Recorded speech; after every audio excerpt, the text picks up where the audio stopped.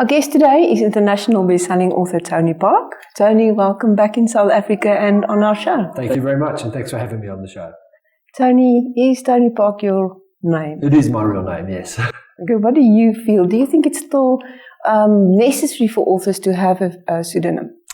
I don't know. I think people choose pseudonyms for different reasons. Sometimes they want to kind of keep their private life separate from their writing life, or maybe what they're writing about is quite controversial. I hate to say it, but maybe I'm a little bit vain. I'm quite happy to use my own name because this is the one thing that I always wanted to do since I was a child was to write a book, and particularly to write fiction. And all my friends knew that as well too, and my family's known that as well too. So I'm quite happy to use my real name as well. When I first saw your books on the shelves, I saw your name first, before the title of the book. What is the publisher's take on that? Should the name be more standing out, or should it be the title? I think it depends very much on the genre that you're writing in, and it also comes down to how many books you've written. I mean, when I was first writing books, the title of the book was much bigger than my name because nobody knew who I was, and a lot of people still don't know for sure. But what's happened over the years is in Australia and in South Africa, which is a good market for me, as I've become slightly better known, people may recognise the name. So I think it's purely a marketing thing, as to whether they make the name of the book bigger or the name of the author bigger. It's still quite strange for me. It's quite strange and quite embarrassing for me to see my name, on a book and displayed quite prominently. I'm proud of it, but it's kind of weird as well. You just said now, since you were a young kid, you wanted to write books. Are we talking about fiction book or non-fiction books? Yeah, I think fiction in particular. My mum's a very avid reader, and she got me reading from a very, very early age. So I was reading novels from as far back as I can remember. And I think it's a great thing for parents to do, to get their kids to read, because I think it helps with their learning, and a book is a form of entertainment you can have anytime, anywhere, And I remember reading, and as I started going to school, I was no good at things like mathematics or science or anything practical either. But I really liked writing and I liked reading. And I thought, well, I read a lot of books. I thought, wouldn't it be cool if you could actually write a book? I said, somebody must have this as their job, And I thought, wow, that's what I want to do. I want to write books. Of course, the reality is very different to saying, I want to do this or I want to do that. It's not something that you can necessarily train for or prepare yourself for. There's a certain amount of luck in it. But I set my sights on wanting to write a book, and I did as much as I could through my working life to get me to a position where I would be able to have enough time to write a book, which is very important. And then what happened to me is I got lucky, because lots of people want to write a book. Lots of people do write manuscripts or books but don't get published because it's a very difficult industry to break into. It does require a certain amount of luck. I was lucky that I found a publisher initially in Australia who wanted a mass-market fiction novel, like a thriller, an airport novel set in Africa. So I was just lucky that my book arrived at the right time in the right place. So I did have my sights set on it, but there was no guarantee. You've got a journalism background and also in public relations. How was the crossover, or is it helping you a lot with your writing style, or what would you say? How difficult was it for you to change? That's a really good question. And I was able to get a job as a journalist pretty early on in my working life, which is also quite a tough industry to break into. And I thought, yeah, this might be a stepping stone. This might help me one day to write a book. The reality is it doesn't help you a lot, because when I first started trying to write fiction, and indeed when I was first in contact with a publisher who was reviewing what I had written, I found out that I had to very quickly unlearn a lot of the skills that I learned as a newspaper reporter. For example, as a newspaper reporter, I was taught to write, very short sentences, sort of no more than 30 words per sentence and no more than one sentence per paragraph. I didn't know how to write a paragraph. When I was starting to write novels, I thought, I don't know how many sentences should be in a paragraph, because you can't just have one, and you've got to be able to put in some adjectives. Well, I'd never been allowed to use adjectives in my working life. So it's a very different style of writing. I think, having worked as a journalist and in public relations, which are industries which fundamentally bring you in touch with people every day, and different people every day. You know, as a reporter, you're having to learn about new people, new industries. You're interviewing politicians, you're interviewing police officers, you're interviewing doctors and nurses and tradespeople. So journalism and PR, to a certain extent, brings you into contact with a broader aspect of life. Now, that helps as a writer, I think. The ability to meet people, to learn about people, and to be able to write about what they do, what strangers do, is something that does help when you're writing fiction. So I think some of those skills in terms of interviewing people and having to take a snapshot of different professions and careers, that helps. Yeah, but the writing style, no, they're very different, very different. So what finally sparked it that you actually started writing fiction? I think it was probably an approaching midlife crisis. I think I got to a stage, I was in my 30s and I had a very good job. I've been very lucky, you know. I had a good job in journalism. I had a great job in public relations. And I think I got to a level where I knew that my life was going to have to change quite dramatically if I wanted to fulfill this childhood aim that I'd had of writing a book. And unfortunately, it meant leaving my job, because one thing I worked out very early on when I had experimented, when I tried to write some fiction and had to go at a manuscript, is it's very difficult. You know, I mean, a novel of the size that I write is about 120, maybe 140,000 words. It takes a long time, you know, it's a lot of work. And for me, or if you're in a full-time job, that means, you know, you either get up at 5 o'clock in the morning and you write then, or you stay up to midnight and you write then. And I couldn't do that. I wasn't disciplined enough to do it. But I think also what was happening is, because I was working with words every day, is it was very hard for me to be creative after hours. I realised I needed time to think, you know, and I needed a place to write, and a place that I wanted to write about. And so I just went to my wife one day and I said, look, I want to do this, but I think I have to quit to do it. So, will you give me 6 months? And she said, yes, I'll give you 6 months. You know? So it was one of those life-changing moments. And I think it's one of those things in life where, you know, I didn't think I would succeed because the odds were against me. But I knew I had to try. I knew I had to at least try. Otherwise, I wouldn't be happy. You know, it's cliche, but you sort of get to a point in life where you realise that money is not everything, and security is not everything. I think sometimes you do have to follow your dreams, but you need a plan B. And my plan B was my wife supporting me, and the fact that I then pretty quickly picked up a lot of freelance work. So it was a good decision for me, because even if I hadn't been published, I found that I could make a living as a freelance writer, as a freelance journalist, and do a bit of travel writing and do a little bit of contract work and things like that. So it was a good move, but it was a tough move. It was quite a tough step. From your first book, New Horizon, to the latest one, I think is The Hunter. That's great. How did you grow? I think it's writing is, for me, is a job. And I think like any job, the more you do it, the easier it gets in some respects, or the more you learn, you know. And I'm very lucky in that I've got excellent publishers and fantastic editors who teach me a lot. So a lot of what I have learned, in fact, I must say, everything, or nearly everything I've learned has been on the job learning, you know.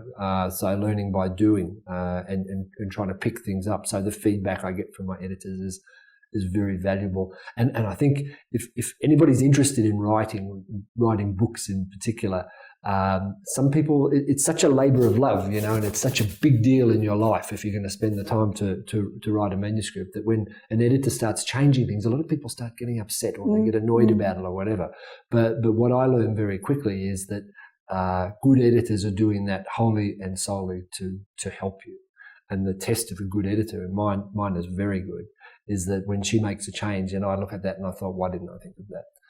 Are you talking about grammatic or syntax changes, or the storyline? It can be a little bit of both. I think the publisher is different parts in the business. You know, the publisher takes a more big picture view of the book, and she will say, this character needs to be a little bit tougher, or this character needs to be a little bit more sympathetic or softer. And then I work with the editor and work out where can we make some small changes in the book to make that happen. So it's kind of a two-stage process. And along the way, yes, I continually correct my grammar and things like that. I think the other thing too when you're writing is you don't have to be too worried or concerned if your grammar or sentence structure is not perfect, because editors will work with you on that kind of thing. And hopefully you can learn a bit along the way, as I've learned a little bit. So I think in terms of the job of producing a novel a year, which we do, me and the people that help me, the editor and the publisher, and my wife and my mum and my mother-in-law, who all read the manuscript, we're all more used to it now. The process gets a little bit more streamlined, and hopefully we all learn a little bit along the way as well.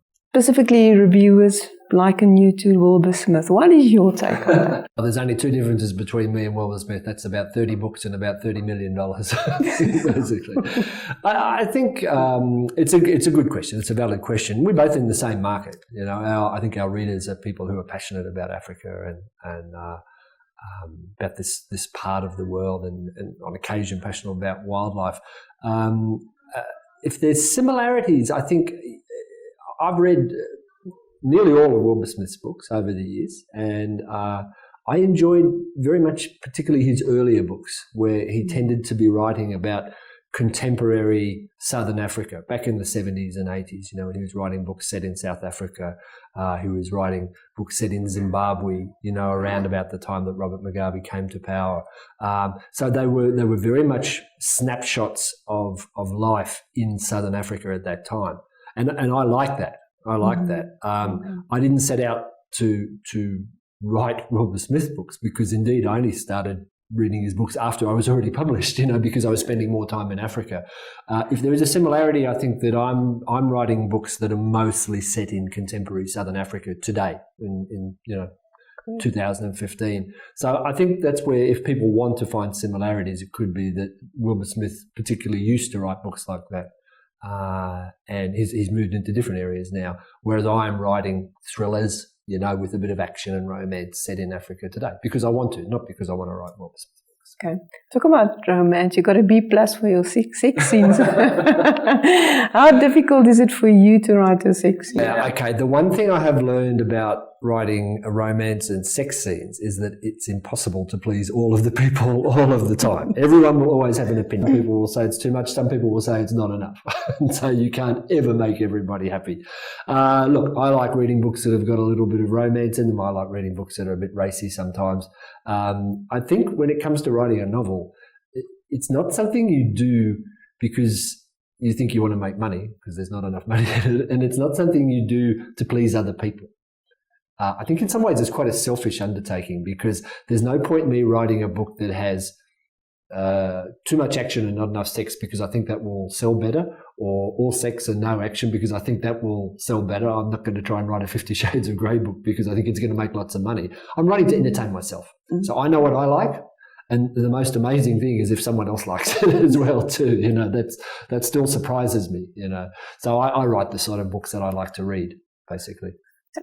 We obviously read books for entertainment. We want to escape. We want to leave reality, and we want to escape, right? So what is the feedback that you get from your readers? What is it that they like from your books? Different things for different people. It never ceases to amaze me. If people like my books, there's not one particular book that stands out. People like different books for different reasons. My books, they're kind of spread all over Southern Africa and a little bit of East Africa. So some people like reading about particular places that they know. They could be places they visited on holiday, or they could be places where they lived or once lived. And people can find a lot of nostalgia in the books as well too, when they read books set in this part of the world. A large part of my audience in Australia is expatriate South Africans and Zimbabweans who have moved to Australia and set up a new life there.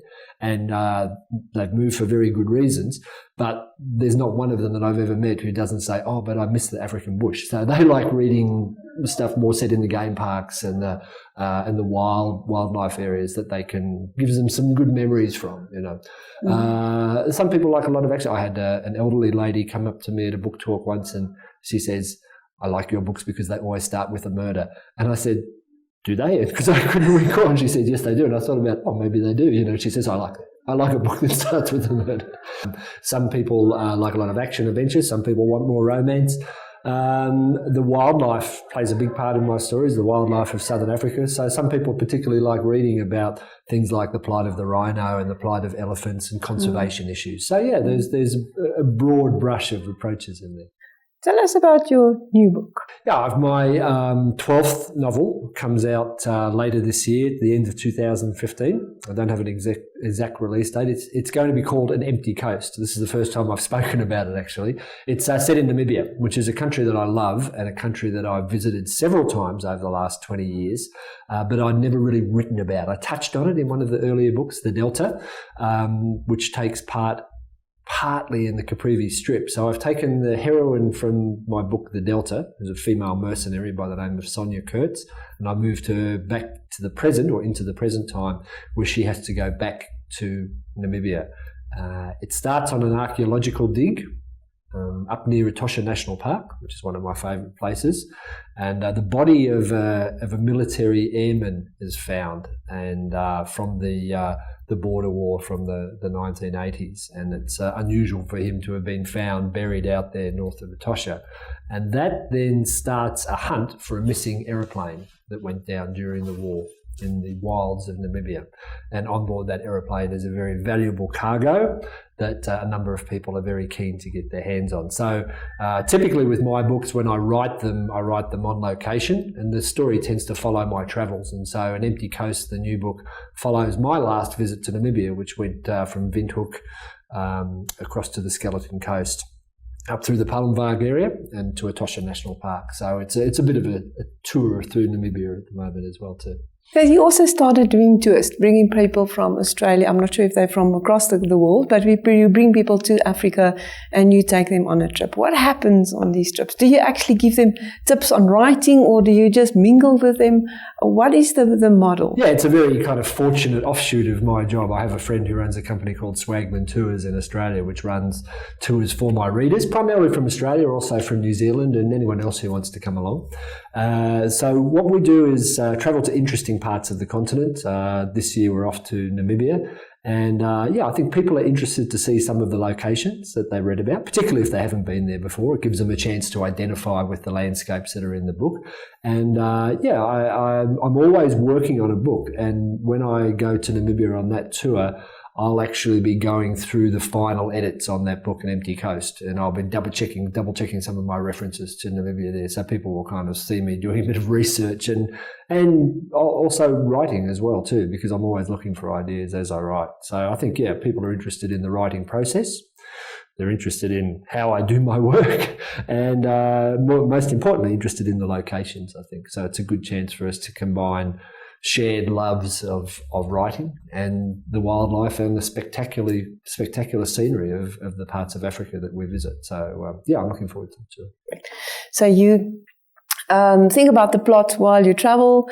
How do you actually depict your scenes? What is your system to use? Do you use a card system? How do you actually formulate all your ideas into that book? Yeah, there's two ways to write a book. As you've mentioned, you can have a plot, which is like a blueprint for the book, your plan. You have all your characters worked out, and you have your stories worked out, and then you go and fill in the gaps, basically. You write the story. I worked out very early on when I started to try and write that I couldn't do that. I could not think of a story to save my life, and I was incapable of coming up with a plot. And it was a bit of a worry, because most of the books you read about how to write tell you should have a plot. So this is quite a concern when I think this is the one thing I wanted to do in life and I can't do it now. But then I worked out that it's okay sometimes, for me all the time, just to make it up as you go along. So I start with a premise, an idea for a book. And then the next book, An Empty Coast, it's going to be a missing aeroplane. It's like a hunt, like a treasure hunt, basically thing. But I don't know where that's going to be set. I don't know who the characters are. So I use my travels as a way of drawing inspiration, picking up, meeting interesting people, going to unusual places, and I work those into the story. Number one, I think because I'm Australian and I'm travelling around parts of the world that I'm not from, and the best way for me to research is to do it on location. Number two, I work that way because I have to keep myself entertained. I write to entertain myself, but I have to keep myself interested. Now, if I know what's going to happen in the middle or the end of a book, I'm not going to read that book. if I know what's going to happen in the middle and the end of my book, I'm going to lose interest in that book. I don't want to know what's going to happen next. And I figure that if I can surprise myself, or more importantly, surprise my wife, who is the first person who's going to read this book, then that's a lot more fun. So I don't want to know what the ending is of the book that I'm writing. And it does have to come as a surprise to me, and hopefully it will come as a surprise to the reader. The downside of writing that way is that your first draft, instead of being fairly polished and well structured, is all over the place. It just meanders around, just like my travels do. So I've got more work to do when I finish a first draft of a manuscript than another author who's written in the more traditional way would have to do. There is a lot of ironing out that has to be done. The publishing industry changed quite significantly from traditional publishing to online publishing. But how do you find it to be online? Is it more, are people more inclined to buy ebooks, or do they still go the printing route? It's a really interesting time in publishing because there's a lot of change happening. It's quite a tough industry to be in as well, too, from the publisher's point of view and from a bookseller's point of view as well, too.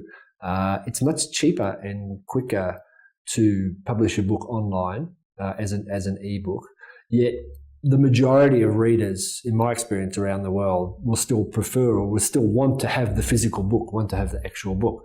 I chop and change. When I'm reading, there's some books I really like to have a copy of the actual paper book, often because I've got the author to sign it for me, because I like books where the author signed it for me. But then I travel a lot. I'm on the road for several months of the year, traveling around Africa writing my books. I can't carry a big box full of books with me. To have an ebook reader is very good for me. So I think there's merits on both sides. As far as the market goes, the experience that I've seen around the world in the places I've been published is that the proportion of ebook sales to paper sales is increasing.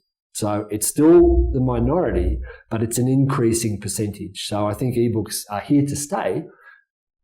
I don't think they'll be the only element of publishing in the future. I think there will always be a market for printed paper books, because I know people still love them and they love to be able to hold a book. But ebooks are here to stay. I think for a writer, in one sense, it doesn't matter if somebody buys my book as an ebook or a paper book. For me, the way the royalties are structured, the payments that I receive are pretty much the same. So I get about the same amount of money as I do when someone buys a paper book as when someone buys an ebook. So for me, I don't care. But I do like to support my local bookshops, and I like to support the bookshops in South Africa because they're fantastic as well too. So I think in the African context, in the Southern African market, there hasn't been the same level of ebook penetration in the market as in other parts of the world, in America or England or even Australia. But it is here and it's coming, and it's something that we have to deal with and embrace, I think, in many ways. Because if a 13 or 14-year-old child is going to, in the future, just access stuff through their iPad or their phone, then at least they're going to be reading, hopefully. Where do you see yourself as an authority? I don't think I'm an authority on anything. Jack of all trades and master of none, as they say. I think, I'm someone who got lucky, and I'm someone who was able to live out their dream several times over, now that I've had a number of books published. I don't have an area of expertise in everything. Sometimes people will ask me to read books that they've written, but I'm not an editor. I don't know what publishers will like. I like writing novels set in Africa, in Southern Africa in particular, in the bushveld, because I like the bush and I like wildlife and I like conservation. And I'm pretty pleased there aren't too many other people writing in those areas. So if that's my niche in writing, is to write thrillers set in Africa and predominantly set in the wildlife areas of Africa, I'm very happy being in that niche. If that's mine at the moment, I'm very happy there. In one of your books, I can't remember which one it was, but you mentioned you used somebody's name, a real name, as a sponsorship. You're the first author I've ever seen doing this. How does that work? One of the challenges, funnily enough, I find in writing fiction is coming up with names for characters, because it's difficult. Yeah. You don't want something that sounds too familiar, and you don't want something that sounds too wild and out there and unbelievable. And you can spend a lot of time agonizing over what name best suits this character. And it's difficult. So what I did, I actually picked up on another author, Nelson DeMille is an American author who I'm a fan of. He does this. What he does is if he finds people who are willing to donate money to charity, or at a charity auction generally, he will offer the name of one or more of the characters in his book. And I'm very fortunate through my writing because it's brought me into contact with a number of people in Australia and other countries who are very passionate about Africa and want to help, whether it be raising money for wildlife-based NGOs or for charities that help people, for medical aid charities as well too. And they've asked me to come along and speak at their functions because they are Africa-focused. And I introduced this idea to them in Australia of why don't we auction off some names and see if we can raise some money, not ever expecting anyone would really pay very much money to do it. But the thing that surprised me is that some of these charity auctions, for good causes, I don't take any money from this, people will pay an awful lot of money, particularly if they get into a competition in an auction to have their name used in a book. It's people will sometimes want their own name in, or they'll want maybe their children or someone who's very dear to them, or they'll buy it as a gift or as a present. People get very competitive about it, and I think people get a kick out of it, of seeing their name in print. What is your readers' majority? Is it male or female? I think when I started writing, I thought I was probably writing books for middle-aged men like me or whatever, or for guys. But the interesting and surprising thing for me is that my books are read by everyone. I think possibly I have more female readers than male readers, but I don't really know. I think it cuts across both sexes and it cuts across all ages. Another interesting question I always think of is if a female writer writes a book similar to your genre, do you think guys will still buy it because it's a female writer? I think I used to predominantly read male writers, but I've tried to change that. I went out of my way to change that because I thought it's silly to just sort of pigeonhole yourself in one area. So I don't think it matters too much at all. I've got a few favourite writers, and one of my favourite South African writers is Margie Orford, who writes crime writing. Her stuff is fantastic. But at the same time, I love Dion Mayer's books as well too. So I don't see a difference in them, and I don't think it matters whether they're writing with, principally a lead character who's the same sex as them or whatever. I had a book, my last book, The Hunter, where I had one of the lead characters a woman, but I wrote it in the first person as well too, which I found an interesting challenge, as a writer. So no, I don't think it would make a difference. It wouldn't make a difference to me now. And I think if you find yourself generally reading books by men or generally reading books by women, maybe try something different. You mentioned Dion Meyer. Dion Meyer sort of takes a character and takes it through a couple of books, and he focuses more on characterizing rather than plot. What would you say for you? What's it like for you? I love Dion Mayer's stuff, and I think his characterization is brilliant. And I think he's created a world around the police in Cape Town, which feature in most of his books, and he draws different characters from that existing world. So I think that's a really good thing to do. The type of fiction that I write, I think, is slightly different in that it's not strictly crime fiction. It is a thriller. It's more plot driven, I think, and that's something that my publishers are kind of unashamed in terms of promoting, I think. So I think it's about the locations, it's about the story, and it's about the pace of the story. I try to make the characters as realistic as I can, but I think it's when I said before I like writing books that I would read, and I'm writing to entertain myself. I want a story that moves along, that's quite pacey with a lot happening in the story and a lot of adventure and action, as well as spending a little bit of time focusing on the characters. It's a slightly different approach. I was also surprised in how, maybe because of also my journalist background, but how easy and how quick you get through the story. Because, but I see with two days in the store and I'm through the book. What is it that you focus on to get that right, or is it just comes naturally? I think pace is important in a thriller. You want people turning the pages quickly. To me, that comes back to how I write. I have to keep myself interested, and maybe I've got a short attention span, but I need to keep the action moving at quite a fast pace. I like trying to write cliffhangers, and I like surprising myself and surprising my wife, who's going to read the book. And because I don't know what's going to happen, it's easier for me to be unpredictable. If I'm not happy with a character, maybe it's time for that character to exit this world, or something, and that might sort of surprise people in the middle of a story. So I think the unpredictability helps. It helps keeps me interested, and hopefully that keeps people turning the pages as well.